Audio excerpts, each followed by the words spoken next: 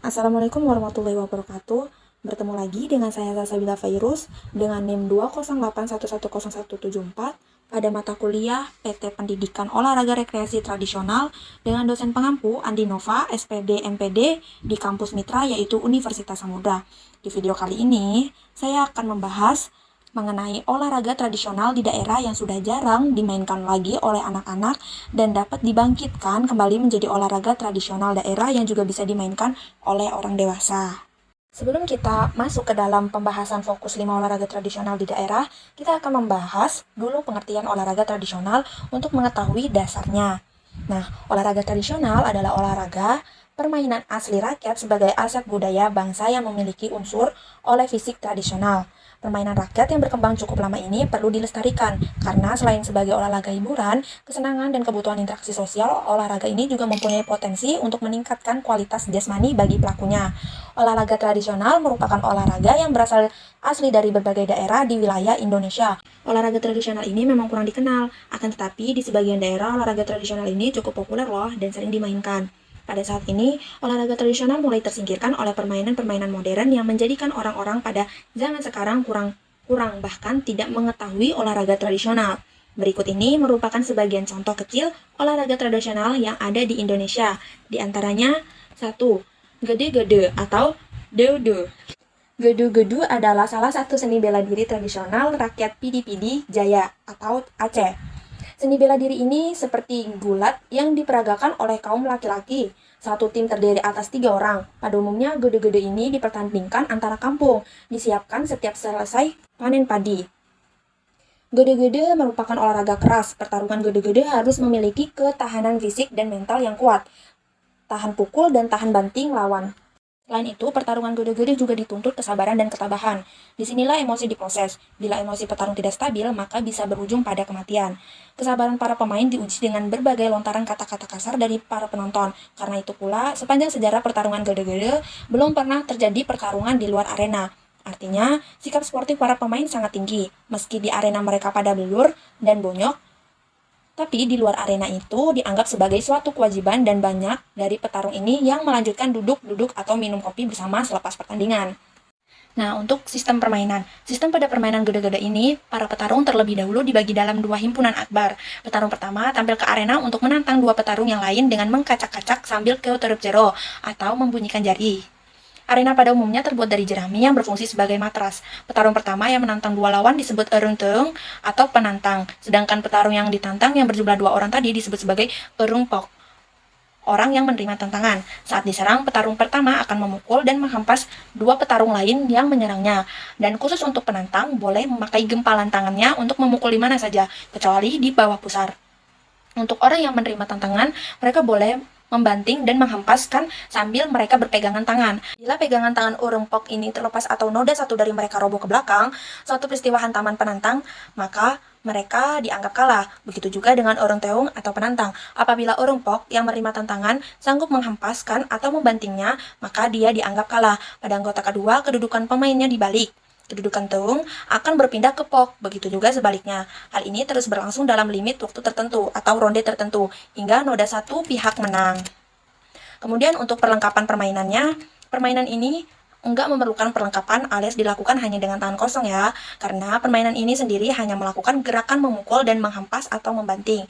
Arena permainan juga harus bersih dan berbentuk segi 4 dengan luas sekitar 25 x 25 meter. Arena ini biasanya terbuat dari jerami yang berfungsi sebagai matras. Nggak ada iringan dalam pertandingan, tetapi cukup meriah karena di sekitar arena tersebut terdapat banyak orang yang menonton sambil berteriak memberi semangat. Kemudian yang kedua, enggrang. Enggrang merupakan olahraga tradisional yang berasal dari Jawa. Permainan enggrang dilakukan oleh anak-anak, remaja, dewasa dengan tujuan pengisi waktu luang, bermain dan meningkatkan kemampuan motorik. Manfaat yang akan dirasakan oleh pelaku permainan ini adalah kegembiraan, kualitas kebugaran, dan bersosialisasi. Olahraga ini membutuhkan 2 bilah bambu dengan panjang sekitar 2-3 meter yang diberi pijakan sekitar 30 cm. Pemainnya harus mampu menyangga tubuh dengan seimbang ketika menaiki enggrang dan berjalan secepat mungkin menuju titik yang telah ditentukan. Cara memainkan enggrang pada dasarnya cukup sederhana, yakni dengan cara menaiki tongkat bambu tersebut, kemudian pemainnya diminta untuk berjalan dengan menggunakan kaki enggrang. Namun hal tersebut tentu tidak mudah untuk dilakukan sebab para pemainnya harus memiliki keseimbangan yang baik. Lalu untuk peralatan permainan yang dibutuhkan yaitu lapangan. Keadaannya rata dan luas, ukurannya panjang minimum 50 meter, lebar 71 per 2 meter dibagi 5 garis lintasan masing-masing 11 per 2 meter. Kemudian sepasang bambu, masing-masing bambu memiliki ukuran panjang kurang lebih 2,75 meter dan memiliki diameter antara 6 sampai dengan 9 cm pada ukuran 50 cm dari bawah. Kemudian yang ketiga, gobak sodor. Gobak sodor merupakan penyebutan olahraga tradisional dari daerah Jawa. Gobak sodor merupakan salah satu permainan olahraga tradisional khas Indonesia. Gobak sodor berasal dari gobak yang artinya bergerak dengan bebas dan sodor yang artinya tombak. Sementara menurut KBBI, gobak artinya permainan tradisional yang menggunakan lapangan berbentuk segi empat berpeta-peta. Olahraga tradisional ini dilakukan dua kelompok yang masing-masing berisikan 3-5 orang. Permainan ini tidak hanya ada di Pulau Jawa, tetapi juga di wilayah lain. Namun, nama permainannya berbeda-beda, sedangkan cara bermainannya tetap sama. Di Kepulauan Natuna, permainan ini dikenal dengan nama galah, sementara di Riau dikenal namanya galah panjang. Di Jawa Barat namanya itu galah asin, di Makassar ada asing, dan di daerah Batak Toba disebut permainan margala. Nah, untuk aturan permainan gobak sodor ini, peraturan dasarnya adalah mempertahankan garis pertahanan terakhir dengan cara menghadang atau menghalang-halangi lawan yang berusaha berlari meloloskan diri menembus garis pertahanan. Tim yang meloloskan semua anggota akan menjadi pemenang. Sedangkan, bila ada salah satu anggota tim yang tertangkap atau tersentuh lawan, secara langsung akan membuat timnya gugur dan bergantian menjadi benteng. Ini dimainkan secara grup atau tim dan melibatkan 2 tim. Tiap tim itu terdiri 3 hingga 5 orang. Anggota tim yang mendapat giliran untuk menjaga lapangan dibagi 2 menjadi di garis horizontal dan batas vertikal. Bagi yang menjadi di garis horizontal, mereka harus berusaha untuk menghalangi lawan agar tidak melewati garis batas. Bagi anggota yang berjaga di garis vertikal, mereka mempunyai akses untuk keseluruhan garis batas vertikal yang terletak di tengah lapangan. Untuk tim lawan harus menuju garis ke baris sehingga baris paling belakang, kemudian lawan harus kembali lagi melewati penjagaan hingga sampai ke baris awal.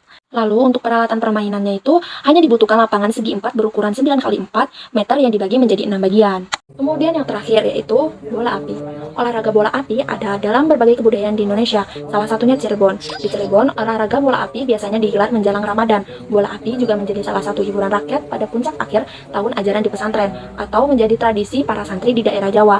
Di Cirebon, olahraga bola api biasa dimainkan para santri. Sebelum pertandingan bola api dimulai, hal pertama yang harus dilakukan adalah puasa selama sebulan. Salah satunya puasa putih yang dilakukan selama 5 hari. Puasa dilakukan dengan tujuan membersihkan diri para pemain. Selain puasa, pemain juga harus menghindari makanan-makanan yang dimasak dengan api sebelum memulai permainan.